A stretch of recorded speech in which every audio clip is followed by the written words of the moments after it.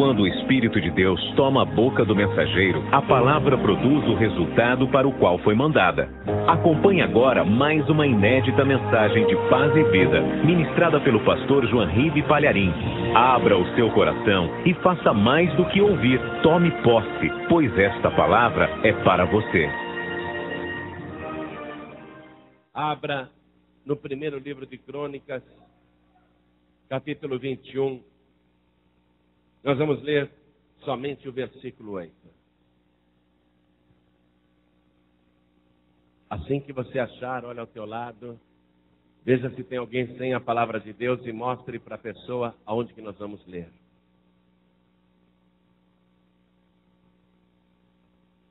Acharam? Está escrito o seguinte: então disse Davi a Deus: gravemente pequei em fazer tal coisa. Porém, agora, ser servido tirar a iniquidade de teu servo, porque procedi muito loucamente. Amém? Eu vou ler de novo. Eu estou no primeiro livro de Crônicas, capítulo 21, versículo 8. Davi está orando a Deus. Davi está fazendo uma oração a Deus. E é uma oração onde ele reconhece o seu pecado. Então disse Davi a Deus: gravemente pequei em fazer tal coisa. Porém, agora, ser servido tirar a iniquidade de teu servo, porque procedi muito loucamente. Amém? Agora eu leio. Cada pessoa que está comigo aqui na sede da Paz e Vida do Rio, repete em seguida. Vamos lá. Então, bem alto. Então, disse Davi a Deus: gravemente pequei em fazer tal coisa. Porém, agora, ser servido tirar a iniquidade de teu servo, porque procedi muito loucamente. Amém? A pessoa que peca, ela peca contra a sua própria alma. Ela não peca simplesmente contra Deus. Ela peca contra si mesma, porque toda vez que a pessoa peca, ela vai acarretar consequências terríveis na sua própria vida. E muitas vezes a pessoa nem percebe que está pecando, ou acha que aquele pecado não tem tanta importância. Davi fez isso. Ele achou que naquele momento a informação que ele queria era estratégica, era muito importante, e Deus entenderia. E ainda que tivesse sido alertado para não fazer aquilo, ele foi e fez. E agora ele reconhece que ele pecou gravemente. E qual é a gravidade do pecado? É justamente fazer deliberadamente aquilo que sabia que não devia ter feito. Esse é o pecado mais grave. Quando a pessoa sabe que não deveria ter feito, vai e faz. Esse é o pecado mais grave. E Davi sabia que não devia ter feito aquilo, foi orientado, foi aconselhado, e mesmo assim foi e fez. Agora ele reconhece que o pecado foi gravíssimo e que ele agiu como um louco, que ele estava enlouquecido. Ele estava fora do juízo quando fez aquilo. E você sabe que no direito universal, quando se alega insanidade temporária, pode-se atenuar a pena. E é isso que Davi está tentando com Deus. Eu agi muito loucamente. Né? Tipo aquele cara que comete um crime e diz: eu não lembro, eu fiquei louco, eu saí fora de mim, eu me descontrolei, eu não lembro nem o que eu fiz. E a pessoa tenta atenuar a pena, invocando o argumento da loucura. Davi, ele quer que Deus o perdoe. E ele alega loucura. Loucura pelo que fez. Você acredita que um dia, deixe-me ver, há mais ou menos 3.000 anos atrás, você acredita que Davi fez esta oração a Deus? Quem acredita? Você crê? Eu também creio. E nós vamos aprender agora com o pecado de Davi, com a loucura de Davi. Nós vamos aprender agora. Você quer aprender? Quem quer? Você crê que esta palavra é a palavra de Deus? Então desocupe as tuas mãos e vamos dar para esta palavra a melhor salva de palmas. Tem que ser a melhor salva de palmas que você já deu em toda a sua vida. E enquanto você aplaude, abra a tua boca e diga: glória ao teu nome, Senhor. Bem alto: glória, glória ao teu nome. Isso, agora vai por tua conta, vai glorificando. Isso, você que está ouvindo à distância, pelo rádio ou pela internet, junte-se a nós aqui no Rio de Janeiro. Glorifique a Deus conosco agora. Oh glória! Isso, dá glória, glória, glória. Glória ao teu nome, Senhor. Isso, continua, continua. Pai querido, olha que coisa linda, olha que coisa maravilhosa. Não só o povo aqui da Vila da Penha, no Rio, está te glorificando, mas em todo o Brasil, em toda parte, alguém está dizendo: glória, glória ao teu nome. Ah, Senhor, abre o céu para receber este louvor, e sobre cada vida que te glorifica, derrama a tua bênção, a tua graça, a tua virtude, o teu poder. Pai querido, esta multidão não veio aqui para ouvir homem falar. Todos querem ouvir a tua palavra. Então vem com teu espírito. Tome a boca do pregador, toma os lábios do mensageiro. Fale o Senhor agora. Envia a tua palavra com poder e autoridade. E que a tua palavra vá e produza o resultado para o qual está sendo mandada. Em nome do Senhor Jesus, diga amém, Jesus. Poder se assentar.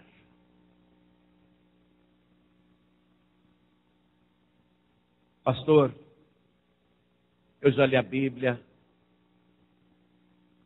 e sobre a vida de Davi, eu já li que ele cometeu muitos pecados. Mas, em particular agora, que grave pecado é esse? Que gravíssimo pecado é esse que Davi cometeu? Aparentemente, lendo, a gente vai dizer: é porque ele quis fazer o censo do povo, ele quis numerar os homens de Israel, ele quis saber quantos braços haviam em Israel com força para puxar uma espada. O pecado de Davi foi ter numerado o povo. Aparentemente parece esse o pecado. Mas, conforme eu já disse na introdução, o pecado de Davi foi a rebelião, a desobediência deliberada. Esse foi o grande pecado. Vamos ler aqui a partir do versículo 1. Estou no capítulo 21 do primeiro livro de Crônicas. Está escrito assim no versículo 1. Então Satanás se levantou contra Israel e incitou Davi a numerar Israel. O livro de Crônicas ele é muito parecido com o livro de Samuel também, porque um serviu de fonte para o outro. Lá no segundo livro de Samuel, no capítulo 24, versículo 1, diz que foi Deus que fez isso. Então fica uma coisa assim confusa, não é? Foi Deus ou foi o diabo que colocou no coração de Davi esse desejo de fazer uma coisa proibida? Evidentemente que os pecados acontecem na terra com o consentimento de Deus. Se eu pegar uma arma e quiser matar uma pessoa a sangue frio, Deus vai estender a mão dele de lá do céu e vai arrancar a arma da minha mão? Ele vai assistir eu dar um tiro na pessoa. Ele vai assistir eu cometer um crime. Mas não é Deus que está mandando eu cometer o crime. Porém, há uma força maligna agindo na minha mente, me incitando a cometer aquele assassinato. E o diabo, ele age na terra com o consentimento de Deus. O ser humano, ele peca na terra com o consentimento de Deus. Deus, não obstante ele ser o Todo-Poderoso, ele cultiva a liberdade. Ele permite ao ser humano a liberdade. Então, quer fazer, faça. Depois vai prestar contas. Depois vai ter que ajustar tudo comigo. Mas cada pessoa é livre para fazer o que quiser. E o rei Davi, nesse instante em que ele vai fazer uma coisa proibida, é evidente que Deus tem o controle de toda a situação. Mas quer fazer, Davi, faça. Agora, quem que está dizendo, faz sim, é Satanás. Não é? Quem realmente tem interesse de que você faça coisas que desagradam a Deus, é Satanás. Você vê o caso, por exemplo, da tentação de Cristo no meio do deserto. 40 dias em jejum e aparece o tentador. Deus poderia dizer assim, não, meu filho Jesus está lá na maior necessidade, está enfraquecido, está fragilizado. Eu não vou permitir que Satanás chegue perto dele. Deus tem poder para fazer isso, não tem? Mas ele deixou Satanás chegar ali na presença de Jesus e tentar o Senhor. Então o diabo ficou ali em Jesus. Se tu és o Filho de Deus mesmo, pega estas pedras e transforma em pães. O diabo ficou tentando. Pega, a pedra está aí, ó. Se você pegar a pedra, você transforma ela em pão, você mata a tua fome. Pega, transforma essa pedra em pão. O diabo ficou tentando. Então, essa é a aparente contradição entre o segundo livro de Samuel, capítulo 24, versículo 1, e aqui o primeiro livro de Crônicas, capítulo 21, versículo 1. Mas a coisa é muito clara. Tudo que acontece no mundo tem o consentimento de Deus. A crucificação brutal do Senhor Jesus, todas as torturas que ele sofreu, tudo, Deus permitiu que acontecesse. Ainda que tivesse poder para impedir todos aqueles atos bárbaros. E assim é na terra, amados. A pessoa às vezes fica revoltada. Por que Deus não impediu isso? Não, Deus ele permite que a história da humanidade prossiga, que cada pessoa faça o que quiser da sua vida, que cada pessoa tenha total liberdade, mas que ela saiba que depois terá de ajustar contas com Deus. Davi fez uma coisa que era proibida, mas ele vai ter que acertar contas com Deus e a conta vai ser um pouco alta. Davi, ele quer numerar o povo para saber quantos homens de guerra ele tem. Ele quer um exército poderoso. Ele quer saber se ele pode se fortalecer mais ainda. A raiz dessa proibição, na verdade, não é explícita, não está clara na palavra, mas se refere àquela promessa que Deus fez ao primeiro judeu, a Abraão, quando ele ainda se chamava Abrão, que Deus tinha dito, Abrão, eu vou te dar um filho, e a tua descendência vai ser numerosa como as estrelas do céu e como os grãos de areia que estão na praia do mar. E um dia, depois de muitos anos esperando a promessa, quando Abrão já estava quase desanimando, Deus falou para ele, Abrão, sai da tua tenda, vem aqui fora. Olha as estrelas e conte as estrelas dos céus, se é que as podes contar. Então, Abrão ouviu de Deus esta palavra. de que a sua semente, e Deus deixou claro isso para Abraão, assim será a sua semente, será inumerável, será impossível numerá-la. Então, Deus fez essa promessa para Abraão, e os descendentes cresceram, se desenvolveram, se multiplicaram com essa promessa, e nunca ninguém sabia o número certo de descendentes de Abraão na face da terra. Mas Davi quer saber. Ele quer saber quantos descendentes de Abraão tem em Israel.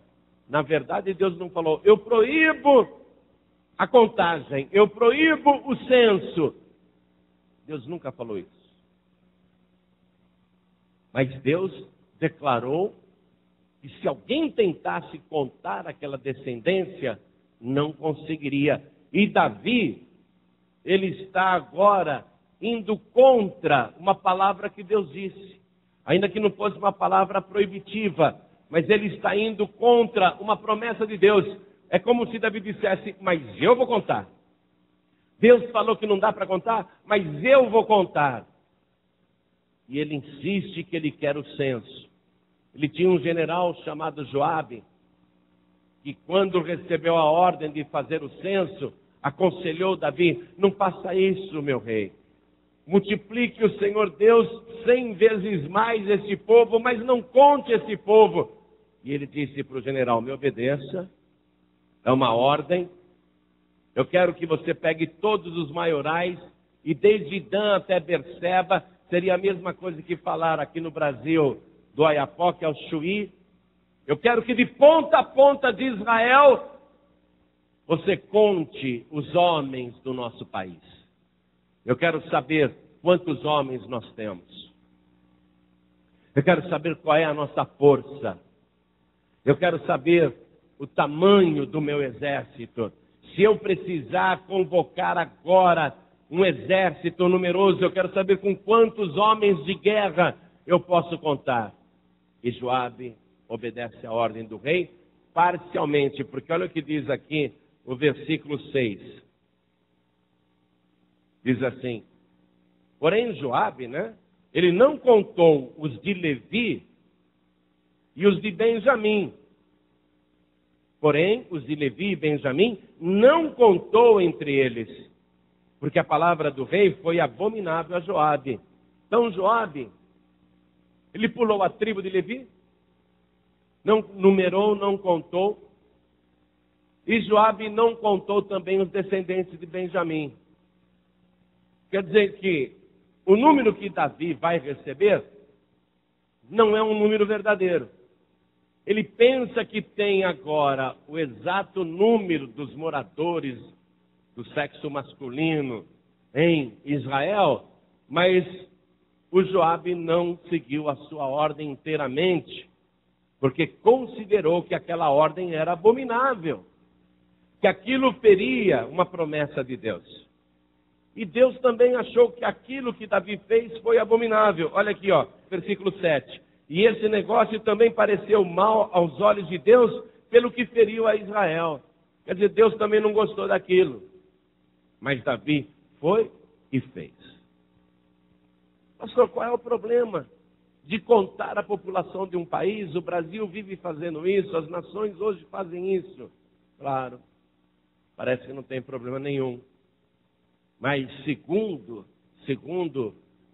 nós podemos entender, quando o IBGE sai fazendo o censo do nosso país e contando a população, ao reunirem todas as planilhas e fazerem a contabilidade, aquele número já não reflete a realidade. Concorda comigo? Porque muita gente nasceu e muita gente morreu nesse período. Evidentemente, nunca o ser humano vai conseguir contar a quantidade exata de criaturas de Deus na face da terra. Qual é a única pessoa que sabe exatamente quantos habitantes tem no Rio de Janeiro, quantos habitantes tem exatamente no Brasil, quantos habitantes exatamente tem no mundo nesse exato segundo? a mesma pessoa que sabe quantos fios de cabelo você tem na cabeça. Só Deus sabe o número exato da população da terra. Porque cada alma é Ele que dá a vida e cada alma é Ele que tira da terra. Então Ele sabe exatamente a quantidade dos moradores deste mundo. Toda a pretensão humana em querer saber isso não é de Deus. E o ser humano nunca vai saber quantos moradores há na face da terra. Mas Davi insistiu com isso e Deus não se agradou, especialmente porque Davi estava indo em direção contrária à promessa que ele tinha feito para Abrão. E aí veio o castigo sobre Israel. Deus feriu Israel. Ao ferir Israel, a conta também foi perdida. Porque olha só, num primeiro momento, Joabe chegou lá para Davi e contou para ele o seguinte, versículo 5. E Joabe deu a Davi a soma do número do povo, e era todo Israel 1.100.000 homens, dos que arrancavam a espada. E de Judá 470.000 homens, dos que arrancavam a espada. Davi estava interessado nisso só. Ele queria saber qual o número do povo, mas ele queria saber principalmente quantos homens para a guerra ele tinha. 1.100.000 homens em Israel e mais 470.000 em Judá. Quer dizer que Joabe passou para ele a conta de 1.570.000 soldados. Um grande exército. Davi poderia se gabar agora com esse exército, eu sou invencível. Davi, ele está procedendo loucamente. Eu tenho agora 1.570.000 guerreiros. Eu tenho um super exército. Eu sou um grande rei. Eu sou um comandante em chefe desse poderoso exército. Agora eu sou invencível. Ele está louco. Porque quando ele não era louco, ele não precisava de 1.570.000 guerreiros para ser invencível. Quando ele não era louco, ele não precisava nem de uma espada para ser invencível. Quando ele não era louco e era apenas um menino, diante de um gigante enorme, ele não precisou nem de uma armadura. Ele só precisou da mão poderosa de Deus. Para ser invencível, o ser humano só precisa da mão de Deus. A força de uma pessoa não está na multidão do seu exército, do seu armamento, daquilo que ele possui para se defender. A força de uma pessoa está na sua fé em Deus. E agora Davi está colocando a sua fé no seu exército. Isso desagradou a Deus. Além da rebelião, ele está mostrando confiança no braço do homem. Veja a palavra, 1.570.000 homens que arrancavam da espada. Ele está confiando no braço do homem. Mas a vitória mais espetacular que ele teve não foi por causa do braço do homem, nem do seu próprio braço, mas pela mão poderosa de Deus. Deus se aborreceu com Davi porque ele está se desviando a sua fé. Como aquela pessoa que começa a contar com seus próprios recursos. Ah, agora eu tenho um diploma, agora eu vou ser um bom trabalhador, agora eu vou ganhar bem, agora eu tenho um curso. Ah, agora eu fiz teologia, agora eu vou ser um pregador. E tem gente que tem teologia e não consegue pregar nada. A pessoa começa a confiar nos recursos. Agora eu tenho dinheiro, agora eu vou conseguir. Quando a pessoa começa a confiar naquilo que ela contou que tem nas mãos, ela deixa de confiar em Deus. Ah, agora eu tenho 100 mil reais, agora eu vou abrir um negócio próprio. A pessoa está confiando no que tem. E Deus não quer que você confie naquilo que você tem, mas confie naquilo que Ele tem para te dar. Amém? Não naquilo que você tem, mas naquilo que Ele tem para te dar. Davi aborreceu Deus nesta hora e Deus mandou o castigo. Ao mandar o castigo, essa base de dados de 1.570.000 homens guerreiros já se frustrou, porque já tem gente morrendo. Deus já eliminou até a contagem que o Joabe fez, ainda que a contagem que o Joabe fez não transferisse para Davi o número exato, porque ele não contou nem os levitas e nem os descendentes de Benjamim. Então agora, como Deus está mandando o castigo, até 1.570.000 homens não é um número mais confiável, porque já morreram pessoas que Deus recolheu. Nesse momento é que Davi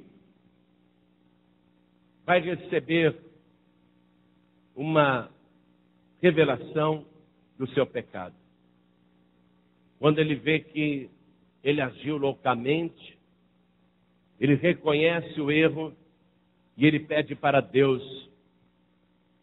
apagar, perdoar o seu pecado, perdoar a sua iniquidade. Eu estava louco, me perdoe. Mas Deus manda um profeta falar com ele, o profeta Gade. E o profeta vem e diz o seguinte, acompanhe comigo. Imagine, hein? Olha para mim só um minuto. Imagine se você falasse assim, poxa, meu Deus, eu vou abrir a Bíblia. Fala comigo. Hã? Imagine se você pedisse uma palavra para Deus. Fala comigo. E você abrisse a Bíblia exatamente aqui. E tivesse a certeza que essa é uma palavra que Deus está falando no seu caso particular. Davi teve essa certeza. Versículo 11. E Gade, que era profeta, veio a Davi e lhe disse, assim diz o Senhor, escolhe para ti ou 3 anos de fome, ou que 3 meses te consumas diante de teus adversários, e a espada de teus inimigos te alcance, ou que 3 dias a espada do Senhor, isto é, a peste na terra e o anjo do Senhor, destruam todos os termos de Israel. Vê, pois, agora que resposta hei de levar a quem me enviou. 3 alternativas, A, B ou C. Uma pior que a outra. E todas mostram o quê? O domínio de Deus. Por isso que Deus não deu uma 4ª alternativa a nenhuma das anteriores. Por isso que Deus não deu uma alternativa mais suave. Todas são ruins. Todas são danosas. Por quê? Porque Deus está mostrando para Davi que é Ele que controla tudo. E Davi tinha se esquecido disso. Quantas vitórias Deus deu para Davi, mesmo quando ele foi com um exército pequeno, ou mesmo quando ele não tinha um exército, ele só tinha um monte de gente desprezível ao seu lado, e mesmo assim Deus lhe deu vitória. Agora Deus está querendo que Davi volte a acreditar que somente Deus tem o controle de todas as coisas. Por isso que as 3 alternativas são ruins. Porque uma delas vai acontecer e é Ele quem vai escolher. Então, 3 anos de fome, 3 meses fugindo da espada dos inimigos, ou 3 dias da espada do Senhor. Davi ficou pensando, 3 anos de fome a gente não aguenta. O país vai ficar muito pobre. Mas Deus está mandando a seguinte mensagem para o intelecto de Davi. Eu tenho poder. Eu posso fazer a chuva descer e a terra frutificar, ou eu posso fechar o céu e a terra secar totalmente. E as plantações morrerem, bem como o gado e as pessoas. 3 anos, eu tenho controle. Olha só. Você quer 3 anos de fome? 3 anos de miséria? 3 anos de necessidade? 3 anos de sede? 3 anos de doença? Porque 3 anos de fome implica tudo isso. Ou você prefere 3 meses fugindo dos seus inimigos, não ter mais sossego nem de dia nem de noite, correr, fugir sempre, ser um fugitivo errante na terra, sempre tentando escapar, os inimigos no teu encalço, você não ter descanso durante 3 meses, dia e noite, ser traído por amigos,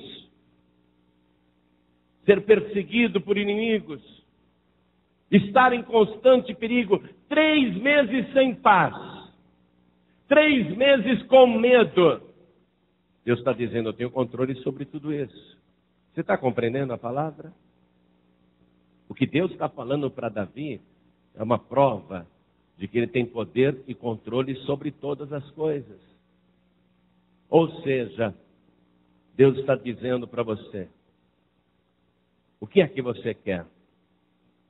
Você quer a minha bênção para que eu abra o céu e para que tudo o que você fizer prospere e para que tudo dê certo, tudo que você plantar você vai colher? Ou você prefere que eu não te dê nada disso porque eu tenho poder para dar isso? O que você prefere? Você prefere viver atormentado, atormentada por Satanás, o maior de todos os inimigos?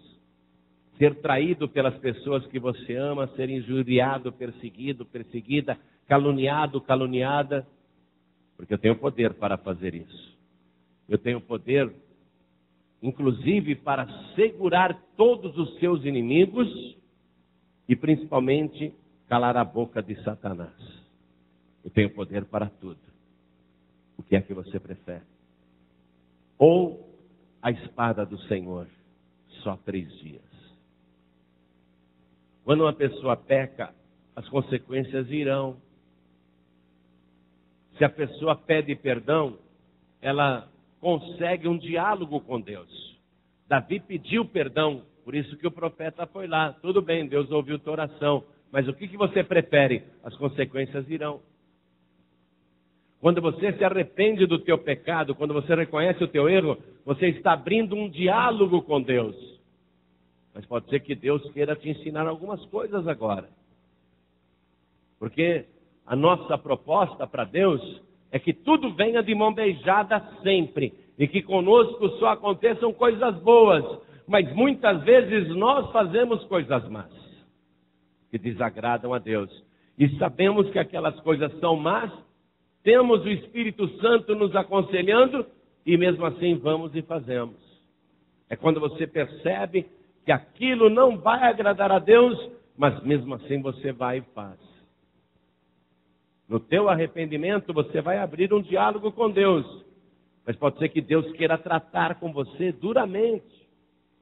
Pode ser que Deus queira dar um choque na tua vida, como Ele está fazendo com Davi agora. Davi se arrependeu, Deus vai perdoar? Claro que sim, mas Deus vai dar um choque nele. Às vezes Deus precisa dar um choque na gente, amados. Nós não queremos esse choque. Nós queremos nos arrepender e ponto final, não se fala mais nisso. Mas pode ser que Deus veja que repetidamente você continua violando propositadamente aquilo que a tua consciência diz que está errado e que não agrada a Deus. E aí Deus vai ter que dar um choque em você. O teu arrependimento te leva ao perdão, mas a transformação só virá se você levar um choque na tua vida. Davi vai levar um choque agora. Destas 3 coisas, quais que você prefere? E Davi escolhe, ao meu ver, a melhor. Davi diz, caia eu na mão do Senhor, mas não caia na mão dos homens. Ele preferiu cair nas mãos de Deus. E ele diz por quê? Porque muitíssimas são as suas misericórdias. Deixa eu dizer isso para você, você que vai levar um choque de Deus. Eu estou sentindo isso, viu? Tem gente aqui que vai levar um choque de Deus muito duro. Vai levar um choque. Mas o que você prefere? 3 anos, 3 meses ou 3 dias? Os 3 dias são na mão de Deus. Os 3 dias são na mão de Deus. Ele vai te chacoalhar, Ele vai botar tua cabeça no lugar. Mas você tem que escolher estar nas mãos de Deus. Porque muitíssimas são as suas misericórdias. E uma coisa importante, mesmo caído, mesmo caída, mesmo sofrendo, mesmo apanhando, o melhor lugar do mundo para você estar é na palma da mão de Deus. Mesmo que Deus aqui te dê uns chacoalhões, o melhor lugar do mundo para você estar é nas mãos de Deus. Davi preferiu estar nas mãos de Deus. Muitíssimas são as suas misericórdias. E aí começou a praga em Israel, E diz a palavra que num único dia morreram 70.000 daqueles braços fortes que seguravam a espada. Teve peste, começou a morrer gente. Lá se foi o censo de Davi. 70.000 mortos é muita gente. Faltou caixão em Israel. Cadáveres ficaram no meio das ruas. Davi, ele fica apavorado quando ele vê isso e ele vai buscar a Deus, ele vai orar. E na hora que ele está orando, ele chama os anciãos e diz: vamos orar comigo. E ele começa a orar. É bem provável que ele estivesse no Monte das Oliveiras nessa hora, nas campinas de Israel, de Jerusalém. Ele começa a orar e ele vê um anjo suspenso entre o céu e a terra, com uma espada estendida na direção da cidade de Jerusalém. E Davi, ele coloca o rosto no chão e ele diz: meu Deus, quem pecou fui eu que tenho que pagar pelo pecado que cometi, não essas ovelhas inocentes. Nesse momento ele intercede, ele clama. Diz aqui a palavra que outro homem também teve a visão daquele anjo. Era o dono de um terreno que ficava ali no mesmo lugar onde o anjo estava entre o céu e a terra. O nome desse homem era Araúna, também chamado de Ornã. Era a mesma pessoa. O livro de Crônicas chama ele de Ornã, o livro de Samuel chama ele de Araúna, mas é a mesma pessoa. E ele tinha 4 filhos. 4. E os filhos também viram o anjo entre o céu e a terra, suspenso, no terreno dele, que era uma eira, uma pedra enorme. Então, Araúna fica apavorado com aquela visão e ele diz para os filhos: não vamos olhar, porque senão nós morremos. Não vamos olhar. É o anjo do Senhor. E nós já explicamos que o anjo do Senhor no Antigo Testamento é Jesus Cristo. Não vamos olhar, é o anjo do Senhor. Então eles ficam apavorados. Aí Deus fala com uma terceira pessoa, de novo com o profeta Gade. Olha, vai lá, fala com Davi. Diz para ele que no lugar onde ele viu o anjo, lá no terreno de Araúna, na eira de Araúna, ele vá até lá e ele faça um holocausto. Ele vá até aquela eira e ele construa um altar para mim. E me adore de verdade, porque aí eu vou cessar o castigo de sobre Israel. Então o profeta Gade vai para o rei Davi e diz assim: rei, essa é a palavra. E Davi diz: eu estou com medo porque eu também vi o anjo. Mas é para lá que você tem que ir. Você tem que ir para onde o anjo está. E você tem que se humilhar e fazer um altar e buscar a Deus. E ali Deus vai cessar o castigo. E o rei Davi então vai até lá. Quando ele chega no terreno de Araúna, Araúna, que tinha medo de olhar o anjo, ficou feliz de ver o rei humano. E ele corre até o encontro do rei Davi, ele se ajoelha e ele diz: o que o rei veio fazer aqui nessa humilde propriedade? E o rei Davi diz: Deus me mandou vir aqui, comprar de você esse terreno e fazer aqui um altar e sacrificar a Deus. Araúna diz para ele: não precisa nada disso, com prazer pode tomar tudo que eu tenho, eu te dou tudo que eu tenho. Acompanhe comigo aqui.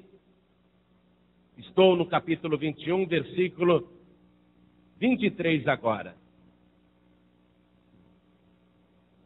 Então disse Ornã a Davi. Ornã e Araúna é a mesma pessoa. Então disse Ornã a Davi: toma-a para ti e faça ao rei meu senhor dela o que parecer bem aos seus olhos. Eis que te dou os bois para holocaustos e os trilhos para a lenha e o trigo para a oferta de manjares. Tudo te dou. Olha só, a lenha está presente, os bois que levam cargas e o trigo do pão. O que Araúna, o que Ornã está oferecendo para o Davi é simbólico, amados. Jesus, ele levou sobre si, no madeiro, todas as nossas dores, enfermidades, pecados e tormentos. Jesus é o pão da vida. E Jesus disse, se o grão de trigo cair na terra, não morrer, porque ele só, mas se morrer dá muito fruto. Então, aqui está o madeiro, o trigo que gera o pão da vida, e os bois que representam a carga que ele levou sobre si, os nossos pecados que ele levou sobre si. É justamente nesse lugar, amados, muito tempo antes, que Abraão ofereceu seu filho Isaque em holocausto a Deus. É exatamente nesse local que vai se construir o templo de Salomão. O templo que depois será destruído, reconstruído, e Herodes o Grande vai ampliar. É nesse mesmo local. É um local escolhido por Deus. Araúna, Ornã, oferece tudo para Davi. Oferece tudo e diz assim: tudo dou. Veja só no final, ó. Tudo dou, no final do versículo 23. Tudo dou. Ele está dando tudo. E disse o rei Davi a Ornã: não, antes pelo seu valor a quero comprar, porque não tomarei o que é teu para o Senhor, para que não ofereça holocausto sem custo. A oferta, amados, é uma coisa particular e pessoal. Não se pode ofertar por outra pessoa, você só oferta por você mesmo. E se eu der o dinheiro para você e você não fez nada para merecer ou trabalhou por esse dinheiro, se esse dinheiro não tem valor para você e você dá de oferta para Deus, se esse dinheiro não te custou nada, se não valeu nada para você, também não valeu nada para Deus.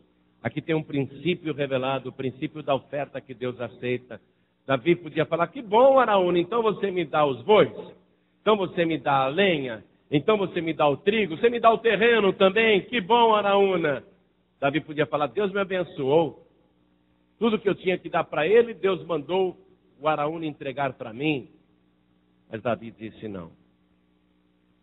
Eu quero que você me coloque um preço nisso. E eu vou te comprar. Não, não, de jeito nenhum. Eu vou comprar. E como Araúna se recusasse a pôr preço, Davi fez o pagamento, um pagamento caro, diz aqui o livro de Crônicas.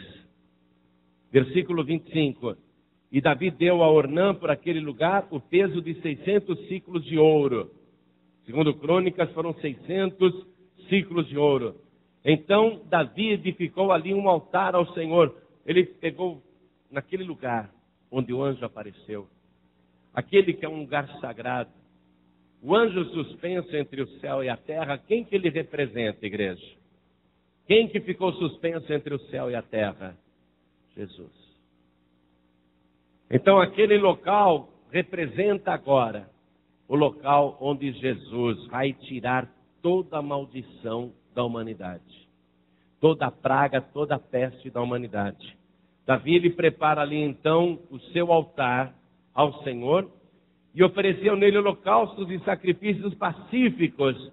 Jesus ali fez um holocausto pacífico, um sacrifício pacífico. Jesus em nenhum momento blasfemou, reclamou, murmurou. Pelo contrário, intercedeu pelos transgressores, pediu perdão para os seus opressores. Ele foi ali o homem de paz. A palavra diz: o castigo que nos traz a paz estava sobre ele e pelas suas pisaduras nós somos sarados. Tudo o que está acontecendo aqui na vida de Davi é simbólico. Deus está nos mostrando várias coisas aqui. E então, após aquele sacrifício, o versículo 27 diz: e o Senhor deu ordem ao anjo e ele meteu a sua espada na bainha. Amém? Depois do sacrifício de Jesus, igreja, não tem mais como haver guerra. Não há mais guerra entre Deus e a humanidade. Não há mais praga, não há mais peste, não há mais maldição, não há mais doença.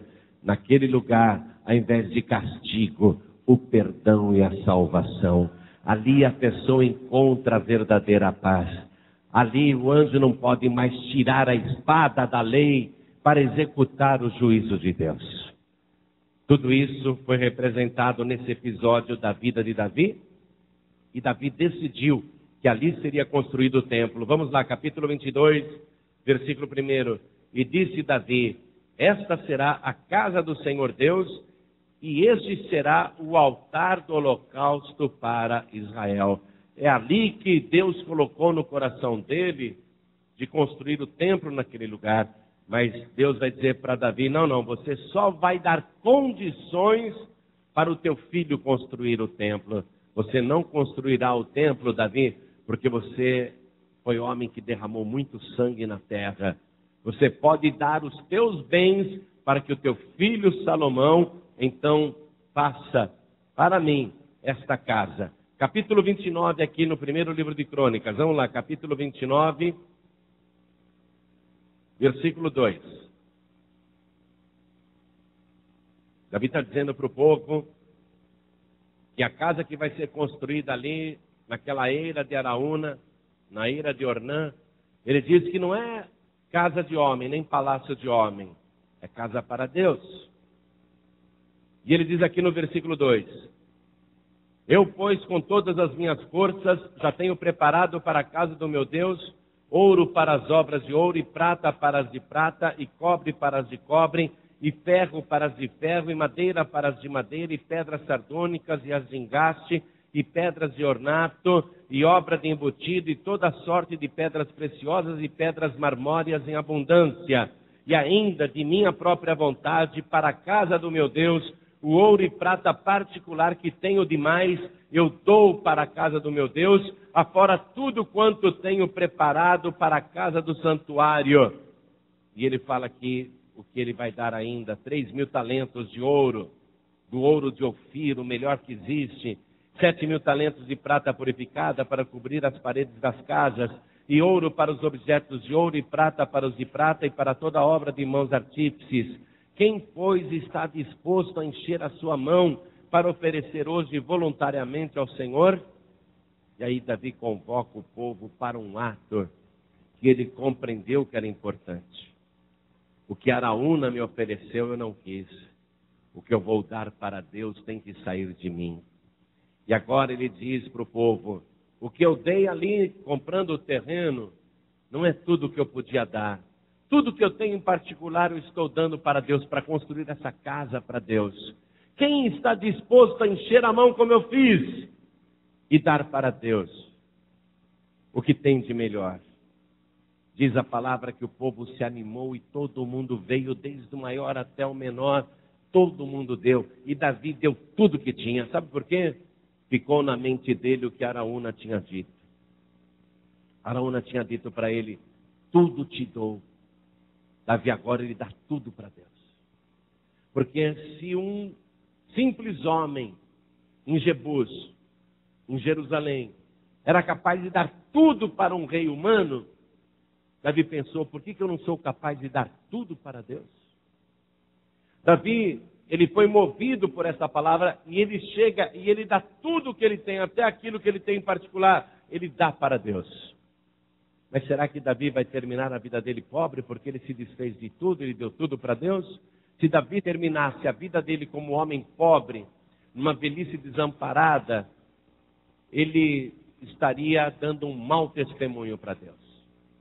Mas Davi vai ter que terminar a sua vida com muita velhice abençoada, com muitos anos ainda pela frente e com muita fartura. Ele não pode terminar mal a sua vida, ele tem que terminar bem a sua vida. Amados, qual é o maior drama que uma pessoa enfrenta nessa vida? Não é quando ela tem 20 anos, nem quando ela tem 30, nem quando ela tem 40, nem quando ela tem 50. É depois quando vem a idade avançada, 60, ela fala: não, eu ainda tenho forças. Mas se ela não tiver se preparado para a velhice, ela começa a ficar preocupada. Com 70 anos, com 80 anos, a fase mais difícil que uma pessoa pode enfrentar na sua vida é a velhice. E Davi, quando chegou naquele momento, ele deu tudo para Deus, para o templo. O que Davi também aprendeu naquele episódio? Naquele chacoalhão que Deus lhe deu, que ele não podia confiar nem nos exércitos, nem no braço humano, mas que ele também não podia confiar na prata e no ouro. Ele não podia confiar nas posses que ele tinha. Por isso que Davi agora chega e dá tudo para a casa de Deus, para o templo de Deus. Ele se desfaz. Mas será que ele vai terminar mal a sua velhice? Vamos aqui mesmo no primeiro livro de Crônicas, capítulo 29, versículo 26 agora. Versículo 26. Ora, Davi, filho de Jessé, reinou sobre todo Israel. E por os dias que reinou sobre Israel, 40 anos. Em Hebrom reinou 7 anos. E em Jerusalém reinou 33 anos. E morreu numa boa velhice, cheio de dias, riquezas e glória. E Salomão, seu filho, reinou em seu lugar. Como que Davi termina a sua vida? Bem. Bem principalmente com Deus. Ele se consertou com Deus. Ele parou de levar aquela vida onde ele confiava só no seu braço, na sua força, no seu exército, no seu ouro, na sua prata. Ele agora vai viver uma fase gloriosa na sua vida, que é uma fase de total dependência de Deus. E quando a gente vai envelhecendo, tem outra alternativa? Se você for confiar a tua velhice nos filhos, mal você vai receber visita dos teus filhos. Se você for contar com amigos na sua velhice, eles nem te visitarão. E se forem amigos da tua idade, eles também estão precisando de ajuda. Quando você chega na velhice, em quem que você tem que confiar? Na sua aposentadoria? O teu dinheiro vai todinho em remédios. No que você vai confiar na sua velhice? Como é que você vai terminar a sua vida? Ah, pastor, eu estou aprendendo com Davi. Desde agora e para sempre, eu vou confiar no Deus Todo-Poderoso. Eu vou colocar nele a minha fé. Ele responde por mim. Ele tem poder sobre todas as coisas. Ele tem poder para me dar saúde. Ainda que eu esteja velho, eu vou ter uma boa velhice. Ainda que eu tenha dado todos os meus bens, ainda assim Ele vai me conservar com fartura. Eu não vou depender de previdência, eu não vou depender de rede pública, eu não vou depender de governo, mas eu vou depender do Todo-Poderoso.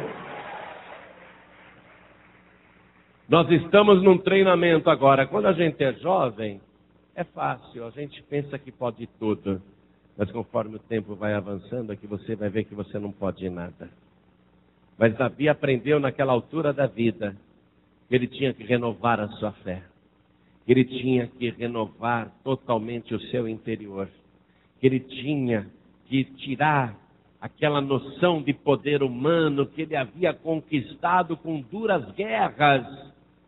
Ele tinha que tirar da mente dele que ele era uma pessoa capaz, que ele era um estrategista, que ele era maravilhoso, que ele era competente. Ele tinha que tirar tudo isso da sua mente. E ele teve que receber um chacoalhão de Deus para reaprender a viver pela fé.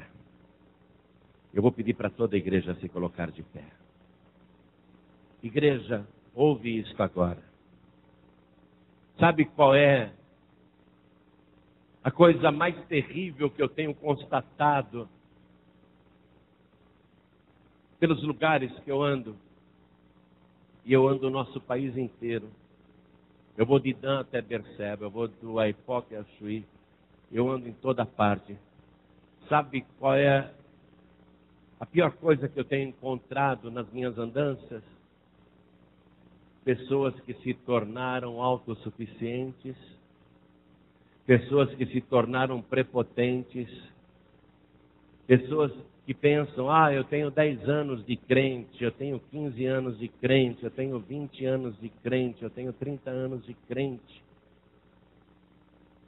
Eu tenho encontrado pessoas que pararam de viver a verdadeira fé, a fé viva em Deus. Qual que é a fé viva em Deus? É a fé onde você depende o tempo todo do Senhor. Onde você está constantemente em oração, na presença de Deus. onde você não se fia no seu histórico, nem no seu currículo, nem naquilo que passou, mas você vive o momento presente. Davi, ele disse para Deus: agora, Senhor, perdoa o pecado do teu servo, agora. Foi naquele momento que Davi entendeu que ele tinha que ter uma fé para aquela hora, para o momento que se chama agora. Às vezes nós nos acomodamos com a nossa fé e a nossa fé vira uma religião. A gente começa a dizer: eu sou evangélico, eu sou crente. A gente começa até a dizer: eu sou de tal igreja. A pessoa se torna religiosa. E ela começa a viver uma fé morta, porque ela não consegue mais depender de Deus. Toda vez que ela é confrontada a viver a sua fé, uma fé viva, uma fé verdadeira, ela recua. Davi aprendeu com Araúna. Araúna? Quem era Araúna? Um homem que amava tanto o rei que disse: Rei Davi, tudo eu te dou. E Davi ficou pensando: puxa vida, acho que foi a primeira vez que Araúna viu um anjo do Senhor. Mas eu tenho falado com Deus o tempo todo. Deus tem falado comigo o tempo todo. Deus me deu tantas vitórias na minha vida. E eu nunca dei tudo para Deus, o meu rei. Foi aí que Davi disse: tudo que eu tenho em particular, eu dou para o meu Deus, para a casa do meu Deus. Ele se despojou de tudo. Toda aquela riqueza que ele batalhou a vida inteira para possuir. Olha só. E que seria aparentemente a garantia de uma boa velhice, e tudo aquilo ele deu para Deus. Porque ele passou a viver uma fé dependente do Senhor. A partir de agora eu dependo totalmente de Deus. Eu não tenho mais ouro, não tenho prata. Eu dependo de Deus. Eu não tenho mais exército, mas eu tenho o Senhor dos exércitos. Eu não tenho mais ouro nem prata, mas eu tenho o dono da prata e do ouro. Davi passou a viver uma fé verdadeira. Vai terminar a sua vida em boa velhice, farto de dias, mas não na pobreza, de maneira nenhuma. A palavra que eu li para você mostrou que Davi terminou a vida com grande fartura e grandes riquezas. Uma velhice abençoada. E encaminhou a descendência. Você quer coisa melhor do que isso? Você terminar a sua vida neste mundo e encaminhar bem o teu filho, como Davi fez.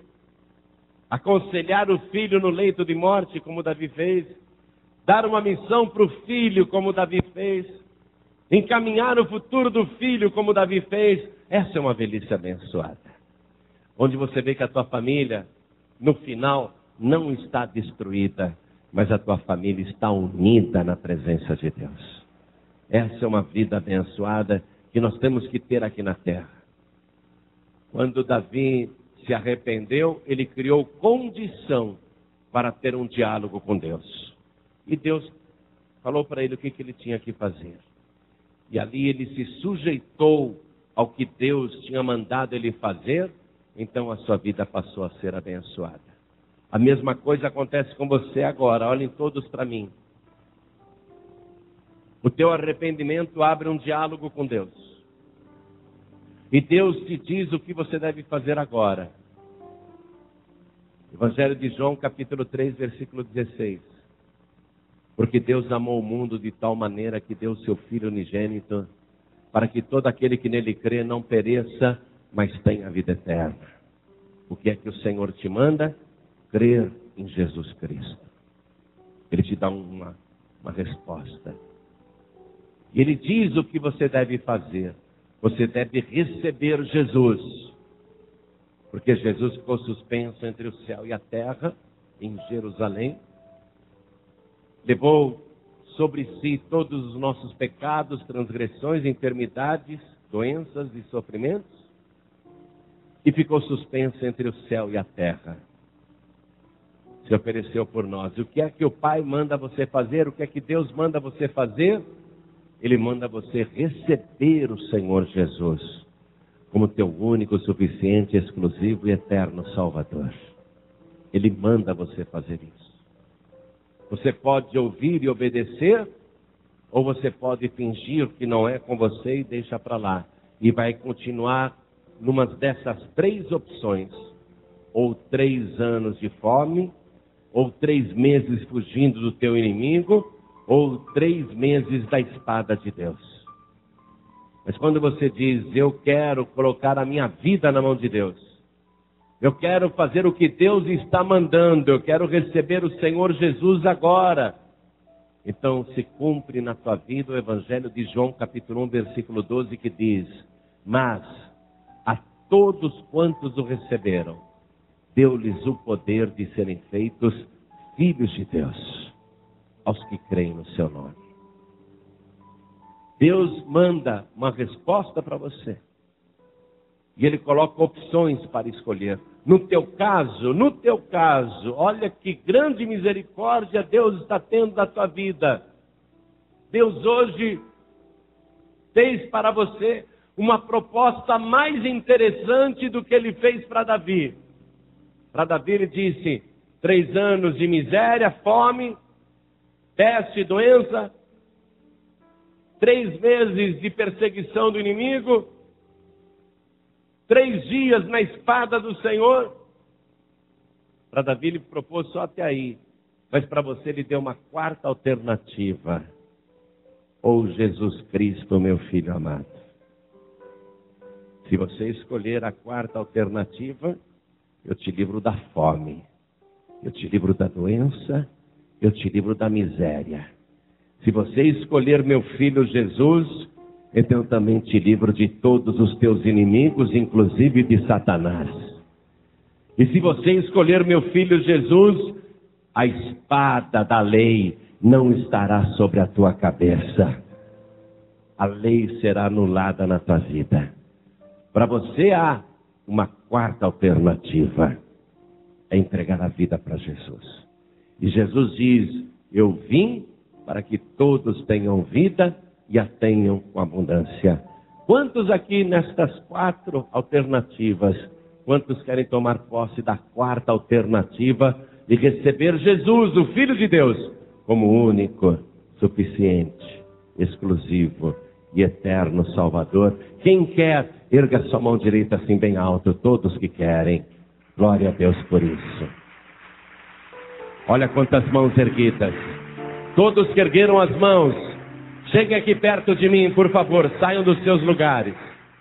Vamos aplaudir ao nome do Senhor Jesus, por cada vida que está chegando. Você que está no fundo, não fique aí atrás não. Vem aqui para frente e entrega a vida para Jesus também. Vem para cá. Vamos aplaudir mais ao nome do Senhor. Eu quero chamar aqui na frente aquela pessoa que está assim, pensando ainda. Pensando. Porque quando Deus propôs as alternativas para Davi, ele falou, eu estou em grande angústia, deixa eu pensar. Tem gente aqui pensando, entrego a vida para Jesus ou não? Aceito a proposta de Deus ou não? Algumas pessoas estão pensando, mas Deus, Ele já decidiu por você. Ele já mandou o seu Filho Jesus, que ficou suspenso entre o céu e a terra, pendurado no madeiro, levando sobre si todos os nossos pecados, doenças e sofrimentos. E Jesus é o pão vivo que desceu do céu. Ele é o pão da vida. Ele se oferece como alimento para você, para te livrar de todo mal. Você vai pensar ainda? Por qual motivo você ficaria pensando? Me dê um bom motivo. Não há nada razoável que você possa dizer para argumentar que depois, um dia mais tarde, você entrega a vida para Jesus. Eu estava vindo para cá e vi na linha amarela um carro arrebentado num poste. Dificilmente aquele motorista sobreviveu. Mas a vida é assim, passa assim. A pessoa desaparece numa fração de segundos. Qual é o argumento que você quer usar para deixar para depois? Se você não é dono do tempo, se você não é dono da vida, se você nem sabe quantos fios de cabelo tem na cabeça, qual argumento que você quer usar para deixar isso para depois? Só tem uma pessoa que sabe o número exato dos moradores da terra, e ele contou a tua alma. Você está contada entre os moradores deste mundo. Mas o que o Pai deseja mesmo é te contar entre os moradores do céu.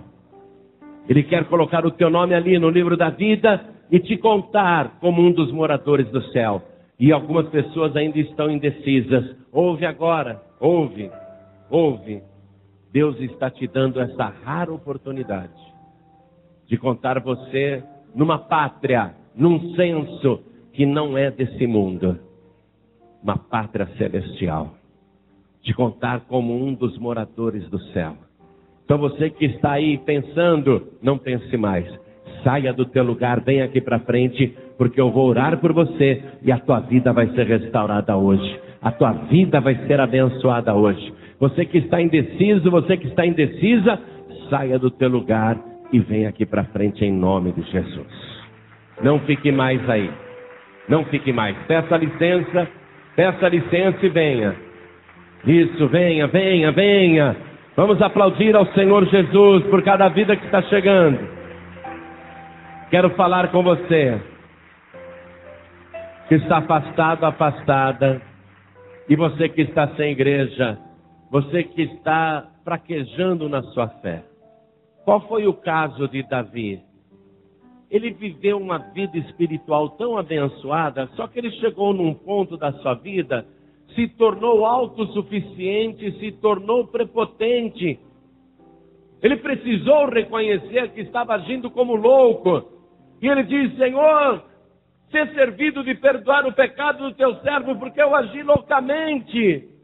Se você está com a sua vida espiritual fria, ou se você não tem visto novidade na sua vida espiritual, se você quer sentir aquela alegria do primeiro amor, a alegria da salvação, aquele renovo na fé, então saia do teu lugar, vem aqui para frente, porque nós vamos orar. Vem para cá. Inclusive você que reconhece que precisa de um chacoalhão de Deus. Pastor, eu quero colocar a minha vida na mão de Deus. Eu não quero nem peste, eu não quero inimigos.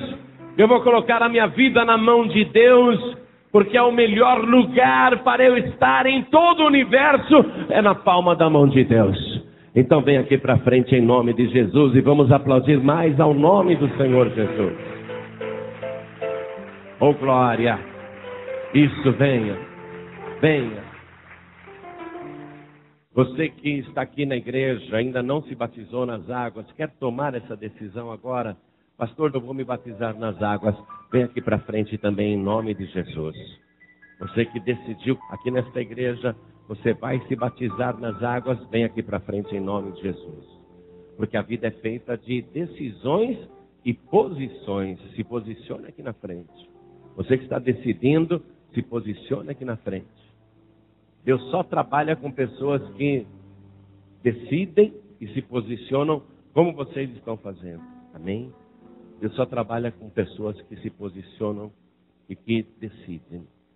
Enquanto algumas pessoas ainda estão vindo, quero falar com você que está ouvindo pela rádio, pela internet, ou está ouvindo no trânsito, quer entregar a vida para Jesus ou voltar para Jesus, ou quer se colocar nas mãos de Deus, então se ajoelha ao lado do teu rádio, se ajoelha ao lado do teu computador.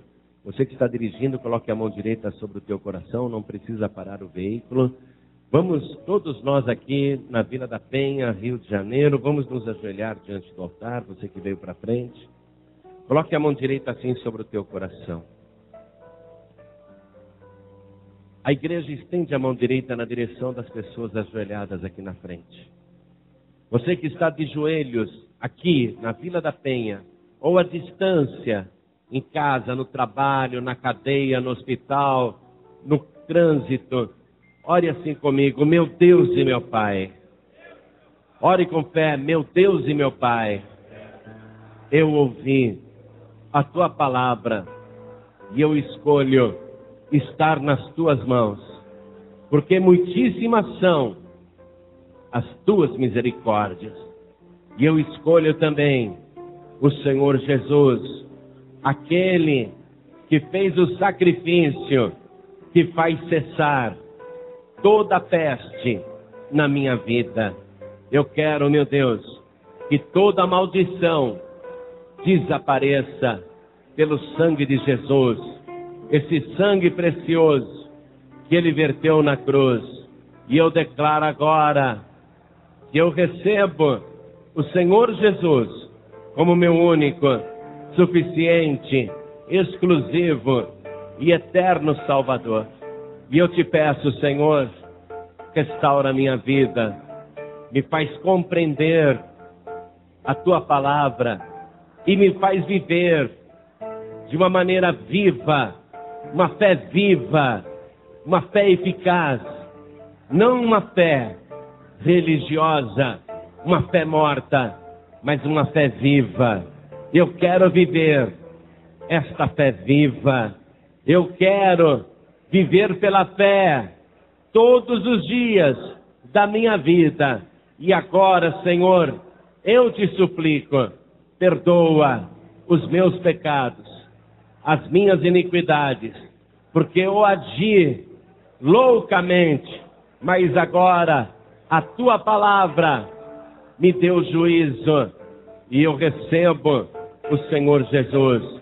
Eu quero o milagre de me transformar em filho de Deus. Eu quero a bênção de uma nova vida. Eu quero a vida abundante que o Senhor prometeu, porque o Senhor é o meu pão da vida, o meu eterno Salvador, para todo sempre. Amém. Você acabou de ouvir uma inédita mensagem de paz e vida, ministrada pelo pastor João Ribe Palharim. Acompanhe diariamente neste mesmo horário, ministrações que irão mudar a história da sua vida, num oferecimento dos Pregadores do Telhado. Saiba mais sobre este compromisso. Acesse pregadoresdotelhado.org.br ou para adquirir uma cópia personalizada desta mensagem, ligue durante o dia para Bless Press. 0 operadora 11 2875 5134. Bless Press, do coração de Deus para o seu coração.